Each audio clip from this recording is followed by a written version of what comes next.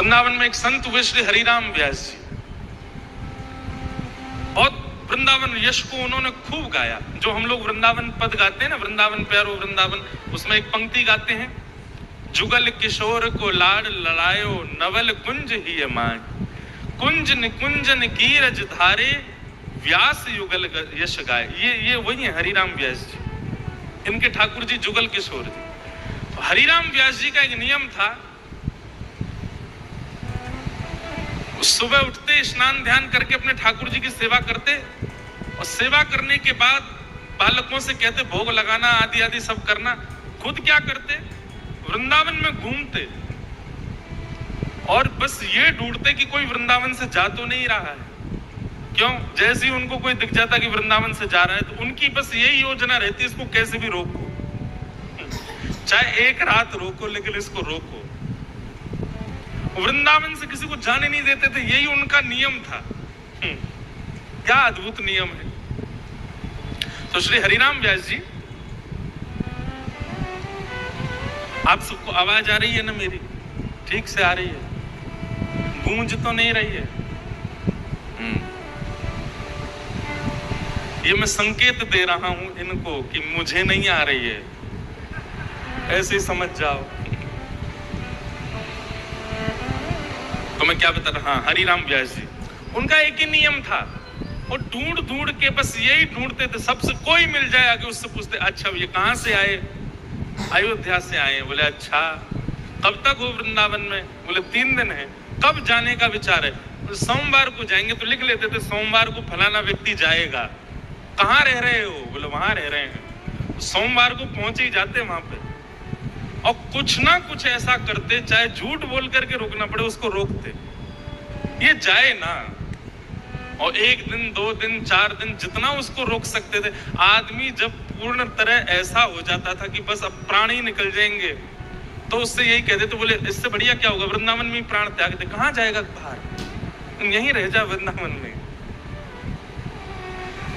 हमारे वृंदावन शतक में कहते हैं, भ्रातः तिष्ठ टले टले विटपिनाम ग्रामेषु भिक्षामटः स्वच्छंदम पिबयामुनम जलमलम चीराणि कंथाम कुरु सम्मानम कलयाति घोरगरलम नीचपुमानम क्षुधा श्री राधा मुरली रवो ब्रज सखे वृंदावनम मात्यज। वृंदावन शतक कहता है, चाहे कुछ हो जाए वृंदावन को मत छोड़ो कभी। आप कहोगे महाराज जी उल्लासनगर में हमारे घर हैं, बंगले हैं, व्यापार है, और आप कह रहे हो वृंदावन मत छोड़ो। भाई देखो, तन तो दुनिया भी छोड़ देगा, तन की बात ही नहीं होती। इस व्यास मंच से तन के लिए कोई बात नहीं होती है, यहाँ सारी बातें मन की हो रही हैं।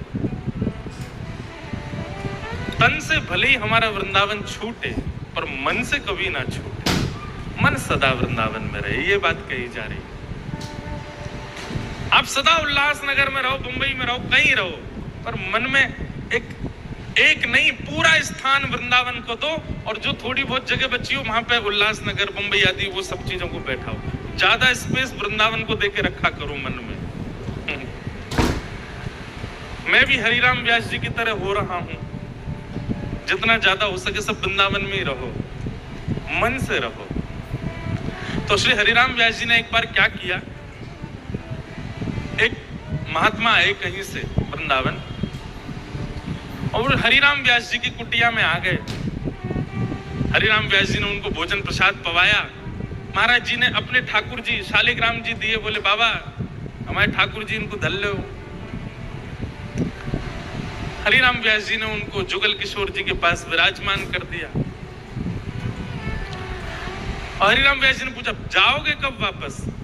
बोले मैं तो 4 दिन बाद चला जाऊंगा। बोले अरे राम राम राम राम, कर्म फूटते हैं तब वृंदावन छोड़ के जाता है कोई। अरे वृंदावन क्यों छोड़ना? वृंदावन आने का मतलब श्री जी ने पकड़ के बुलाया है। अब श्री जी तो कभी नहीं चाहेंगे कि तुम हाथ छुड़ा के जाओ, तुम्हारी ही ज्यादा इच्छा हो रही है, इसलिए श्री जी का हाथ छुड़ा के जा रहे हो। कितने बड़े अपराधी हो, श्री जी का हाथ छोड़ के जा रहे हो। 4 दिन बाद वो महात्मा कहने लगा मेरे ठाकुर जी दे दो, मुझे जाना है। हरिराम व्यास जी बोले अरे भैया यहीं रुक जा। कहाँ जाएगा? नहीं नहीं नहीं मुझे जाना है। तो हरिराम व्यास जी 1-2 दिन तो ऐसे ही निकाल दिए कि ठाकुर जी मिल नहीं रहे। अरे पता नहीं तुम्हारे ठाकुर जी कहाँ चले गए। अरे नहीं नहीं, आज मुहूर्त अच्छा नहीं, आज मत जाओ, कल चले जाना। पर अगले दिन बोले अरे अरे आज तो जुगल किशोर जी का उत्सव है, जबकि कोई उत्सव नहीं होता था, जबरदस्ती उत्सव रख लेते थे। आज तो उत्सव है, आज तो तुम जा ही नहीं सकते। अगले दिन कहते, अब रात भर हरिराम व्यास जी ये सोचते कल चला जाएगा, कल क्या करूं कि रुक जाए। दूसरे दिन संतों को निमंत्रण दिया, तो आज तो संतों का भोजन है हमारे, आज कैसे चले जाओगे तुम, मैं अकेला थोड़ी परोसूंगा, चलो परोसवाओ मेरे साथ। ऐसे कर करके 10 दिन बेचारे को रोक लिया। अब वो व्यक्ति सोचे मैं कैसे भागूं यहां से। हरिराम व्यास जी की योजना यही लगी रहती, इसी में ही धन खर्च कर देते कि कोई वृंदावन छोड़ के ना जाए। व्यक्ति पीछे पड़ गया, बोले मुझे जाने दो, मुझे जाना है, मेरे बहुत काम है आगे। हरिराम व्यास जी बोले तुम ऐसे नहीं मानोगे, सारे हमने तरीके अपना लिए, फिर भी वृंदावन नहीं रोक रहे हो, ठीक है चले जाओ, चलो क्या करना है। बोले मेरे ठाकुर जी दे दो। तो जुगल किशोर जी के पास में ठाकुर जी उनके शालिग्राम जी रखे थे डिब्बा में, तो शालिग्राम जी तो नीचे धर दिए, खाली डिब्बा में एक चिड़िया का बच्चा पकड़ करके बंद करके दे दिया। बोले लो ले जाओ अपने ठाकुर जी। और उसको लगा कि ठाकुर जी मिल गए। सुनो, जाते जाते जमुना जी स्नान करके जाना और ठाकुर जी को भी स्नान करा देना। तो ठीक है, जमुना जी गया, जैसे ही जमुना जी में स्नान किया, बोले अरे ठाकुर जी को स्नान कराऊं। डिब्बा खोला ठाकुर जी का, सोई वहां में से तो चिड़िया उड़ करके भाग गई।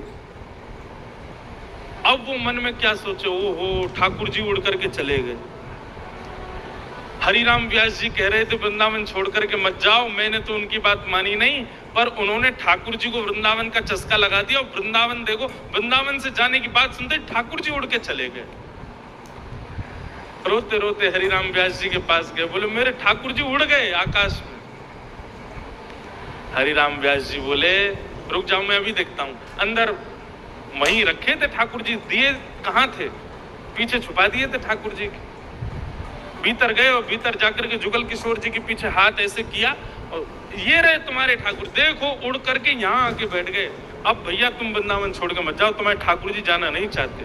और उस व्यक्ति को अखंड ब्रजवासी बना दिया। हरिराम व्यास जी खुश हो जाते, मिशन सक्सेसफुल। उनका एक ही मिशन है कि सब वृंदावन में बस जाओ। हरिराम व्यास जी का एक बहुत सुंदर पद है, हरि हम कब होंगे ब्रजवासी, हरि हम कब होंगे ब्रजवासी, हरि हम कब होंगे ब्रजवासी। ने गावे को मन करे ऐसा तो कर दो। हे ठाकुर नंद किशोर हमारे, ठाकुर नंद किशोर, ठाकुर नंद किशोर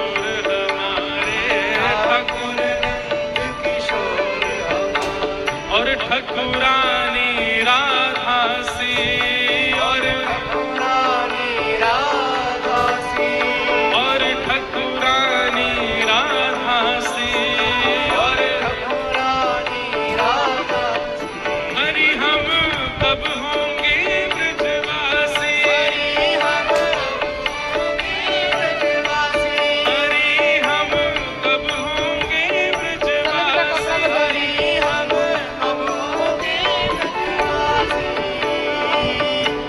कल गाएंगे पूरा, थोड़ा और अच्छा हो जाएगा माइक। ठाकुर नंद किशोर हमारे, ठकुरानी राधासी, अरे हम कब होंगे ब्रजवासी। तो भैया वृंदावन हर वर्ष आ रहा है आपके उल्लासनगर में, आप भी वृंदावन हर वर्ष जाओ, लेकिन वृंदावन की एक रीति निभाओ। तन से वापस आ जाओ पर मन से कभी मत आओ। मन से नित्य वृंदावन को याद करो, नित्य वृंदावन का स्मरण करो, नित्य वृंदावन को अपने चित्त में विराजमान रखो।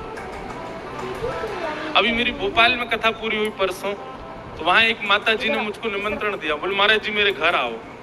मैंने कहा मैया मैं अब कहीं नहीं जाता, किसी के घर नहीं जा पाता, व्यस्त इतनी पूरे दिन व्यस्तता हो जाती, लोग बाग वहीं इतने आ जाते जहां रुकते हैं, कहाँ जाएं। तो उन्होंने मुझको एक बात कही, वो मुझे बड़ी भाई। बोले आप मेरे घर आओगे ना तो आपको ऐसा लगेगा आप वृंदावन आ गए हो। मैंने कहा अच्छा। बोले हाँ, मैं चैलेंज दे के बोल रही हूँ, यदि आपको नहीं लगे ऐसा कि आप वृंदावन आए हो तो मुझसे कहना।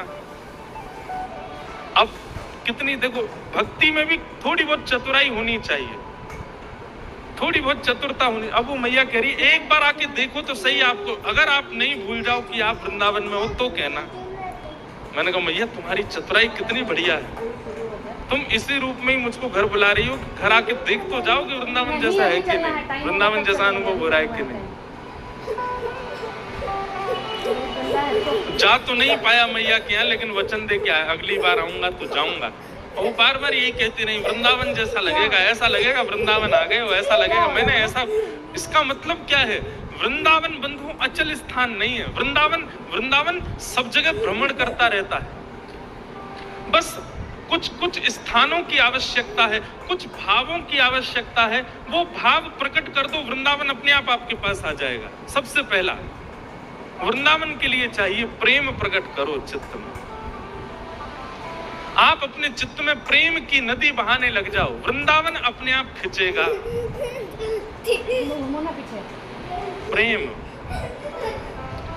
दूसरी बात, वृंदावन यदि आप चाहते हैं कि आपके चित्त में आवे, तो वृंदावन को अपने चित्त में बुलाने के लिए वैष्णव सेवा प्रारंभ कर दो। ठाकुर जी की सेवा इतनी बड़ी नहीं है, ठाकुर जी की सेवा इतनी बड़ी बात भी नहीं है। बड़ी बात है किसी वैष्णव की सेवा, बड़ी बात है किसी संत की सेवा, बड़ी बात है किसी भक्त की सेवा, बड़ी बात है गुरु सेवा। ठाकुर जी को तो कैसी भी रोटी खवा दो, कैसे वो चावल खवाए दो, कैसे वो सब्जी खवाए दो, बच्चे चुपचाप खा लेंगे।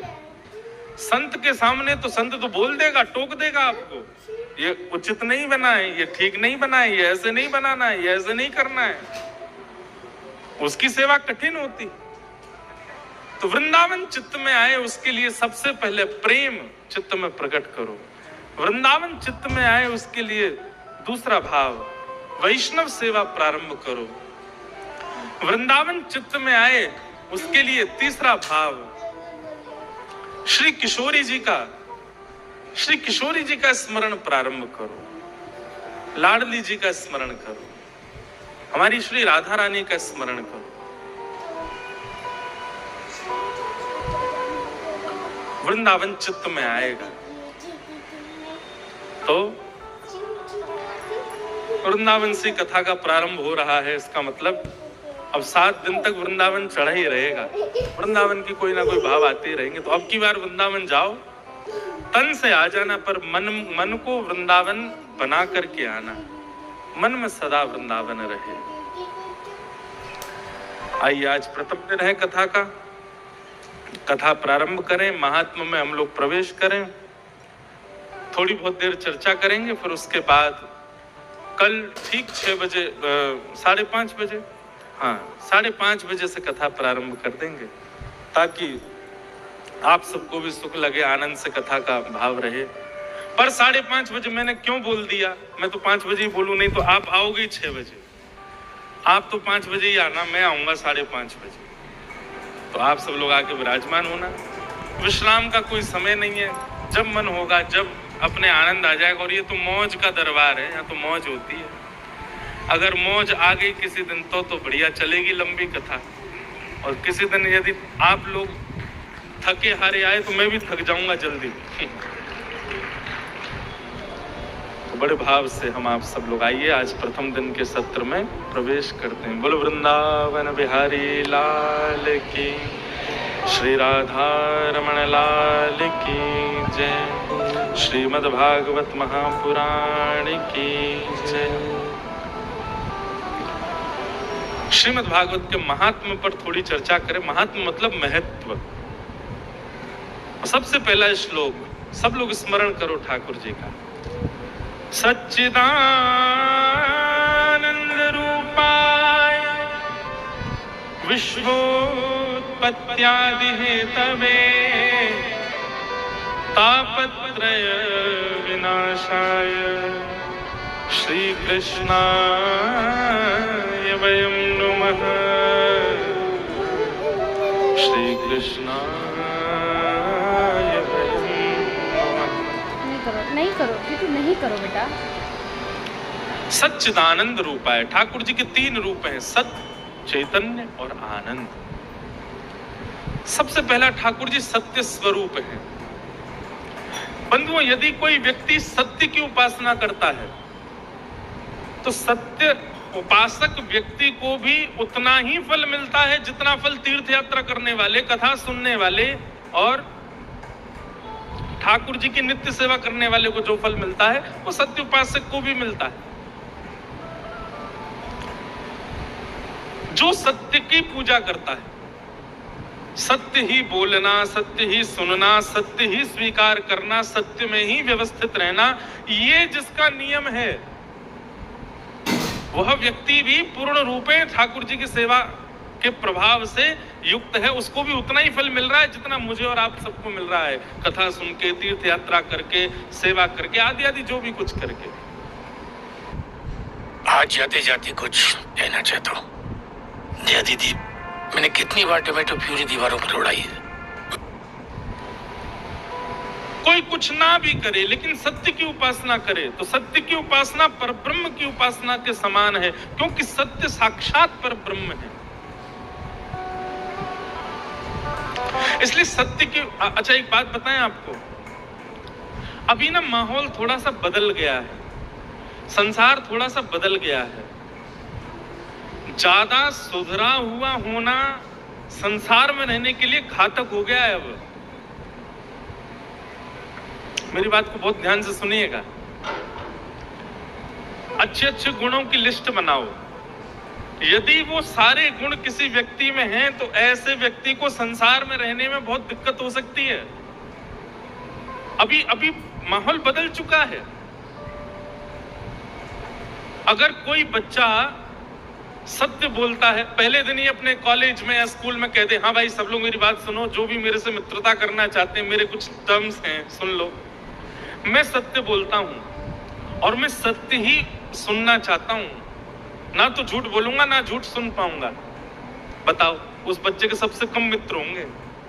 भैया तू अकेला ही रहे, हम तेरे संग नहीं रह सकते। मतलब ये कितनी बड़ी विडंबना है। ये कलयुग ही तो है कि यहाँ सुधरा हुआ होना आज की डेट में शाप है।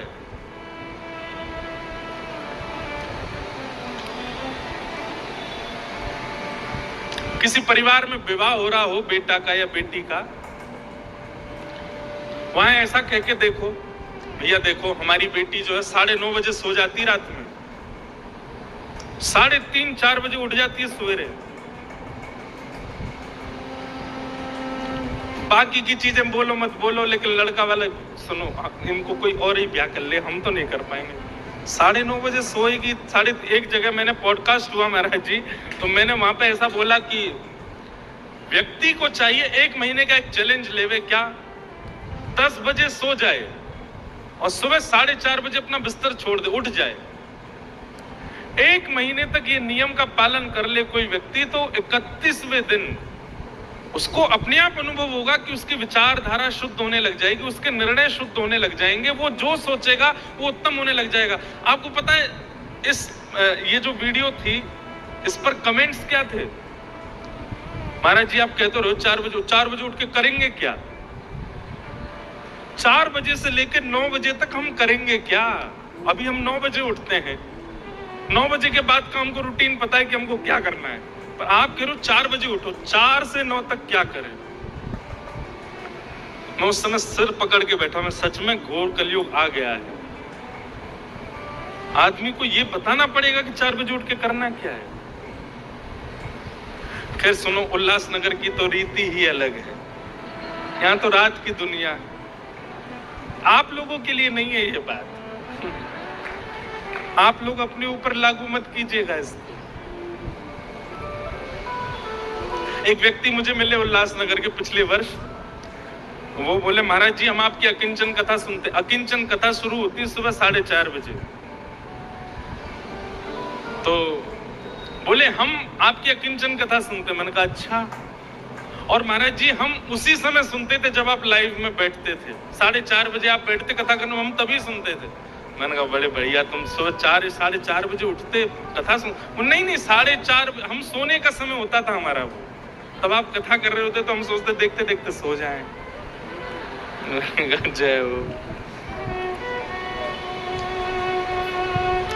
उल्लासनगर के लिए नहीं है ये बात। यहाँ तो सारी जगह सूर्य की वंदना है या चंद्रमा की वंदना होती है। चंद्रमा भी तो कहे कि मुझे भी तो पूजो। लो। और यहाँ आने के बाद हमारी स्थिति भी आप जैसी हो जाती है। वहाँ नहीं चढ़ो। यहाँ आने के बाद मुझे भी नींद 4 बजे से पहले नहीं आती है। पता नहीं क्या है, यहाँ की हवा ही। आप लोगों का दोष बिल्कुल नहीं है, यहाँ की हवा में कुछ है। मैं आप लोगों को कुछ नहीं कह रहा हूँ, लेकिन एक बात तो है, एक अलग सा एक आनंद है उल्लासनगर में। सब आनंद में रहते हैं।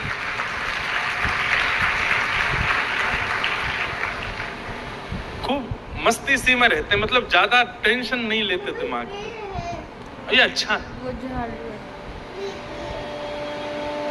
निकालो। लेकिन मैं जो बात कह रहा हूं वो सुनो।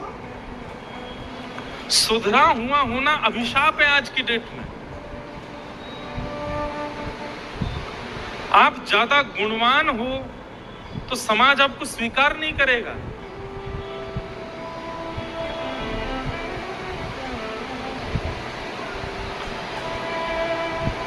कई लोग तो इस भय से हमारे संग नहीं आ रहे हैं कि इनके संग गए जल्दी उठना पड़ेगा, जल्दी सोना पड़ेगा, सीमित खाना पड़ेगा, मनचाहा कुछ खा नहीं सकते। अभी नासिक में कथा थी महाराज जी मेरी, तो हमारी टीम के कुछ लोग तो इसीलिए ही नहीं गए कि वहां नियम बहुत है।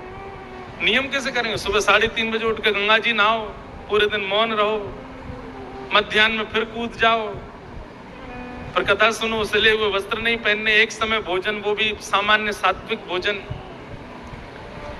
तो मतलब आज की डेट में क्या हो गया है कि बाउंड्रीज होना, नियम होना, स्वच्छ होना, पवित्र होना, सुंदर होना, व्यवहार से, स्वभाव से, बुद्धि से, वो स्वीकार नहीं करते संसार के लोग उसको। ये तो कलयुग है।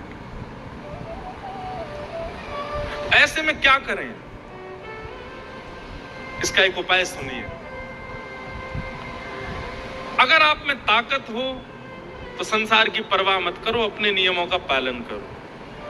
आपको किसी से कोई मतलब नहीं होना चाहिए। आज हमने कीर्तन की शुरुआत इसी भाव से तो की।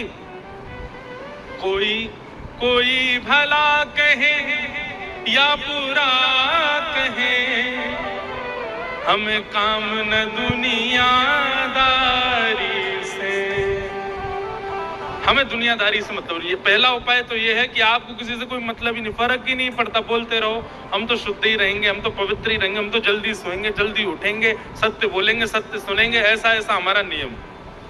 और यदि फर्क पड़ता है, आपको लगता है कि भाई मेरी वजह से इतने लोग परेशान हो जाते हैं,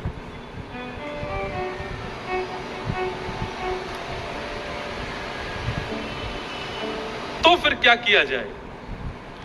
अपने नियम का पालन गुप्त रूप से करते रहो और प्रकाश में ऐसा दिखाओ कि आप भी उन्हीं की तरह हो। नाटक करना बहुत अच्छा आता है हम लोगों को, एक्टिंग बहुत बढ़िया सिखाई है। ठाकुर जी ने हमको गुण देकर के भेजा है, हम नाटक बहुत बढ़िया करते हैं। तो उनको ऐसा प्रदर्शित करो, उनको ऐसा दिखाओ कि आप उन्हीं के जैसे हो, पर अंतरंग रूप से अपने नियमों का पालन करो। यहाँ रखो ना, देखो उसके सामने भले ही झूठ सुनना पड़ रहा है, आप झूठ नहीं सुनते, झूठ नहीं बोलते, पर उसका प्रायश्चित भाव रखो। हे ठाकुर जी, अभी माहौल के अकॉर्डिंग मुझे करना पड़ रहा है, पर क्षमा करना, इसका मैं प्रायश्चित जरूर करूंगा। तुरंत वहां से निकल करके क्षमा मांगो ठाकुर जी से। बोले नहीं, ये स्वीकार नहीं था, पर माहौल के अकॉर्डिंग मुझे करना पड़ा ना, क्षमा करो। पर ये बात भी सब जगह लागू नहीं होगी। नहीं तो कई लोग संसार के ऐसा सोच लेंगे कि महाराज 4 लोग बैठ के पी रहे हैं, आपने ही तो कहा था माहौल के अकॉर्डिंग कर लिया करो। ऐसी चीजों में नहीं चलेगी ये सब बातें। कुछ सामान्य स्तरीय स्थानों पर, जैसे कि आजकल ऐसा हो गया है कि ज्यादा आप सेवा करो ठाकुर जी की, घर वाले चिक चिक करते रहते हैं, ये भी विडंबना है। देखो क्या, मुझे कभी कभी बोलने में लगता तो बुरा है, पर क्या करूं, कुछ तो निदान बताना पड़ेगा ना। बच्चा खाए पिए दूषित हो जाए, उससे माता पिता को चिंता नहीं है। बच्चा भक्त हो गया, इससे चिंता हो गई माता को, हमारे बच्चे भक्त हो गए महाराज जी, हमारे बच्चे भक्ति करते, कथा सुनते हैं, कैसे काम चलेगा आगे। अरे इस बात की चिंता नहीं है कि वो पीता है, इस बात की चिंता नहीं है कि वो खाता है, इस बात की चिंता नहीं है कि वो गलत लोगों की संगति करता है, इस बात की चिंता हो रही है कि वो भक्त हो गया है। ये कलयुग नहीं है तो क्या है? तो भैया ऐसी स्थिति में कुछ सामान्य स्तरीय बातें जो है, जैसे घर में सेवा करो तो ठाकुर जी की, घर वालों को दिक्कत होती तो वहां पे फिर नाटक करो, थोड़ी बहुत सेवा करके, बाकी मन से सेवा करो। जहां पर लगे कि संसार आपको स्वीकार नहीं कर रहा, वहां पर अंतर्मुखी हो जाओ, मानसिक हो जाओ। और ये मत कहिएगा मानसिक होना नहीं आता, सबको आता है मानसिक होना। आप जब किसी वस्तु को नहीं ग्रहण कर पाते तो आप मन से उस वस्तु का सेवन करते हो। किसी व्यक्ति को प्रेम करते हो, अब सीधे तो बोल नहीं पा रहे कि हम तुझसे प्रेम करते हैं, तो मन ही मन तो सब भाव रखते हो ना। तो मन से होना, मानसिक होना सबको आता है। कुछ खाने की इच्छा है लेकिन नहीं खा सकते तो मन से हम विचार कर लेते हैं। अब विदेश जाने की इच्छा है, वीजा नहीं मिल रहा, तो मन से तो घूमे ही आते हैं ना, इंटरनेट पे देख देख के, ओहो ऐसा है, ऐसा है, ऐसा है। तो मन हमारा सब करने में सक्षम है, बस इसी मन को संसार की जगह ठाकुर जी की सेवा में लगाए। यही हो जाएगा आपकी अंतर्निष्ठ भक्ति, अंतर्मुखी भक्ति। उससे फिर किसी को दिक्कत नहीं होगी। तो नियमों का पालन, सेवा का पालन, भाव का पालन मानसिक स्थिति में करो, मन से करो। लगता है नीचे उतर के करो ना, प्रकट मत करो उसको। तो भगवान का प्रथम स्वरूप क्या है? सत्य। यदि कोई व्यक्ति सत्य का उपासक है तो सत्य की उपासना करने वाला साक्षात ठाकुर जी के उपासक के समान माना जाएगा। दूसरा रूप बताया गया ठाकुर जी का चैतन्य। ठाकुर जी चैतन्य है, ठाकुर जी जड़ नहीं है,